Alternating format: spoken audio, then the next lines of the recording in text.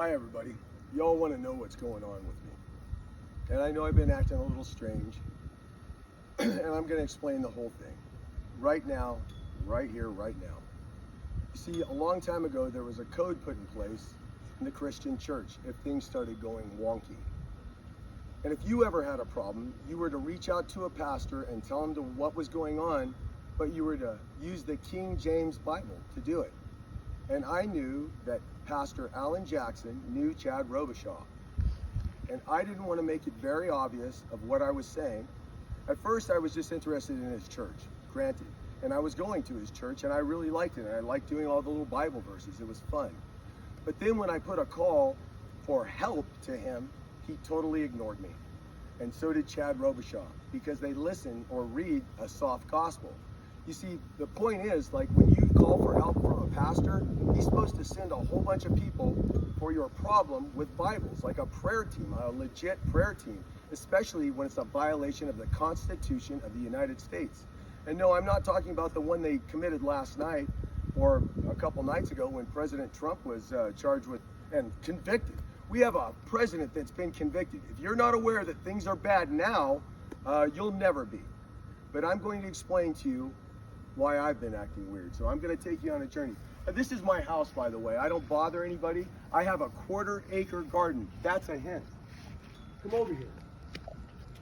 So these two stars right here, that just represents that I have 2 sons serving, and this one says combat veteran. Yeah, I love country music for some reason, but Desert Storm veteran, gosh, I'm a combat veteran from that. Afghanistan war veteran, I don't claim to be a whatever it is. No, I'm a war veteran of that war because I worked for missions for the State Department. I was there, and the president that's in charge now surrendered that country that we had already won. I still will never get over the fact that we surrendered to a foe we conquered. I like to surf. That means I walk on water. It was a metaphor. It was a metaphor. Telling you that I surfed was a metaphor. But the biggest shame was, see, if you don't understand what the King James Bible is, then, and you don't listen to your pastors, like in 1978, when they come up with a great plan of how we can never let this happen again, like Bonhoeffer. Oh, speaking of which, we're going to get to Eric Metaxas and Seth Gruber. You didn't get told because Alan Jackson never told you, and I'll show you. Here, I'll show you first who I am, though, because those of you who already know are about to crap, okay? Here. I am, well, first I was a United States Marine, okay, and a combat veteran, but we already covered that. Afterwards, I served the Pittsburgh Police Department for many years until I got hurt real bad. And then they retired me out. Those were decent folks sometimes, and some of the people were not decent folks. We're gonna skip that for now, but these are all my military awards. That's a combat action ribbon. You know what I was given that award for right there? That is a medal for insurgency. I trained people on how to be a terrorist in Operation Urban Warrior in 1999. I am a trained counterinsurgent by the United States government. Congratulations. Not supposed to say that out loud, but I just did, because this country isn't worth anything and nobody gets arrested for anything, and when they do, it's the wrong thing. So here, we'll just cover that. And these are the ones, all the wars I was in. So after serving with the State Department, I replaced the guy that got blown up. I'm sure glad he isn't alive, because if he was just crippled, he'd be sad he gave his legs for a country like this. I served the Bartlesville Police Department. I was an Explorer advisor. The chief got me a waiver from CalPERS. At least he said he did, and I thought he was an honest man, so I don't know if he ever did or not. So you can check it off and then take my retirement away. How about that? But he said he did. His name was Tom Holland. He claimed to be a Marine, but he wasn't. How about that? Talk about getting a job by using some false information. And while I was at the police academy in Oklahoma, because they made me go through it, and there was a Dr. Odell who had contacted me and said, "Hey, Robert, it was recommended that you go through the police academy." And I said, "Okay, and I want you to help me revamp it." And I said, "I will." He goes, "Okay, so when you go through, you're going to help me revamp it. You're going to go through as a student, and when you graduate, you and another student will be awarded your advanced certificate in law enforcement. It's the first time in history it's ever been done, but the other guy is an elected official and he's upset, so he wants to be the first name called, okay? Elected official. So I said, okay, no problem. I said, okay, I'll do that. Even though I was the one that did all the work, I know he did not do all the work because I am the one responsible. In fact, if you go to the Ada, Oklahoma Police Academy and open up the back of the flag, there's something in there. Yeah, there really is. Go in there, Ada, Oklahoma. Go to your case right now and see if there's anything in there. All right. So then we're going to cover this. After all that, okay? After all that, let's see. I was a park ranger for a little bit, and after that, I really liked it. It was hard work out in the sun.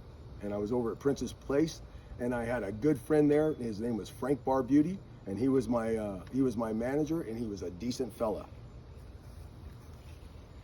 And he got me straightened back to Christ. That's what friends do. Let's see. I've already covered the combat Marines. Oh, and funny. Here, now we're back on this end. The other thing is, I am actually the chaplain of Camp 1316 in St. Augustine, Florida, of the Sons of Confederate Veterans. And you see this? These are awards right here for my military service in wars. I got 3 of them. How many of you got 3 of them? How many of you have served me 3 times? So let's go on. This is my old unit. These guys were solid. And Rich Bourne, you're a hell of a guy. So yeah, I'm actually the chaplain. I actually put it online, a picture of me on the mantle. Hearth and home, guys. Hearth and home. You protect hearth and home. I've had these flags up here. Let us alone and trust in God. And I'm going to get to why I'm upset. Oh, there is one thing. I did go to Mighty Oaks. And Chad Robichaud, you either are Hananiah or you don't know because you're following soft gospel Alan Jackson. Right there. Mighty Oaks. Russ, this is the pillowcase I owe you. Right there. And I was going to mail it. I just haven't got Facebook anymore. I found it. So come on. I'll show you why I'm upset. Because Sharif Frederick, the deceiver, Rick Staley, should be in prison for treason, 2 weeks to flatten the curve. Second, Fourth Amendment violator. Okay, and I'm saying this because I was in the EOC for 90 days, or less or more, but around 90 days at the first of the Rona, and I heard every single bit of what was said in there. And I know they had recordings, and they may have ruined them by now, because I've been sounding the alarm since March 29th. And I'll say it right here. Sheriff, and this is going to be on my lawn, and I'll explain the rest. Sheriff Rick Staley, Staley's deputies, knowingly and willingly and enthusiastically served a search warrant on my residence with knowledge of forethought that it contained false and misleading information. My son was taken into custody when 2 men jumped him for preaching Jesus. He won the fight. They ran away. He came home. Deputies came to my home, and since he wouldn't make a statement, they shackled him. They sure as shit shackled him. And he's been in the Flagler County Jail ever since. And I want Bibles, not guns. That's why I was yelling about the King James Version of the Bible. I want you to show up with that. Nothing else. You show up with some soft gospel shit, I know you're a pussy and I don't want you in this battle. I want Bibles, not guns to the Nazarene Pass, Chad and Alan. I want Bibles right here, right now. If you know me and you don't get here within 3 days, yeah, just like Jesus, that's what I was putting out there. If you know me and you don't get here within 3 days or are still on the way, don't call yourself a man ever, and America is dead. And I'm keeping these 3 because those are the last 3 I'm gonna say at the end. If you don't know me and you are on the way, the same. Don't you ever call yourself a man. And my transgender daughter, that is an abomination, but I still want you here. I yelled Bonhoeffer, and you 2 kept talking. Yeah, that's right. And you 2 kept talking. And that's how I knew Alan Jackson was American Antichrist. Because Eric Metaxas, you didn't show, because Alan didn't tell you, because he reads the soft gospel. Seth Gruber, the same. American Antichrist to me, Alan Jackson. And like I said, Chad Robichaud, you're either Hananiah or you're just following the Antichrist. Alan reads a soft gospel and thought I wanted to join them to save Tennessee. I was trying to save all states because our Constitution is worth more than just Tennessee.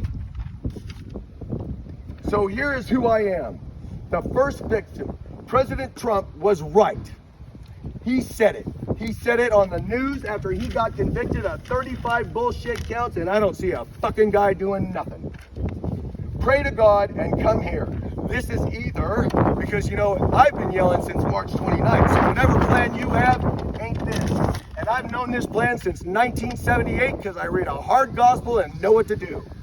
A moment that we do it the right way, this is a moment we do it the right way, or we fail as a country, America will be dead. And your flag is going to be spit on and shit on just like my great-grandfather's flag, who was a war hero. You don't get to be a corporal unless they vote you a corporal. And you sure as hell wouldn't have stayed won the whole war if you weren't a hero. And I'm sorry the South lost. Because you know what? I just am. Because this isn't what I signed up for.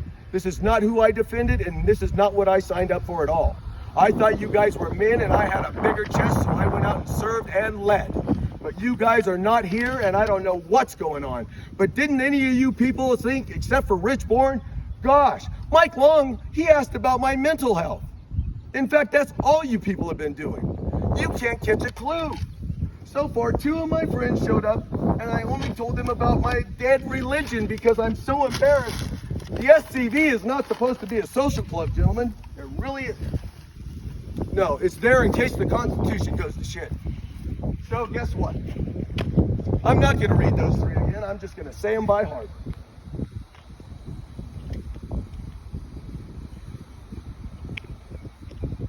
If you're a man in America, and I even posted my address on the internet. I did.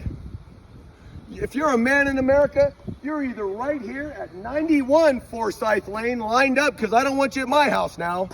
You're either lined up at 91 Forsyth Lane, ready to go down to Sheriff Rick Staley's office with a Bible in your hand and tell him to let my son go, or whatever. But I've already paid $10,000 to an attorney, and no one's come to help me. So guess what? There it is. There's the Bible you're going to read. It's not going to be there.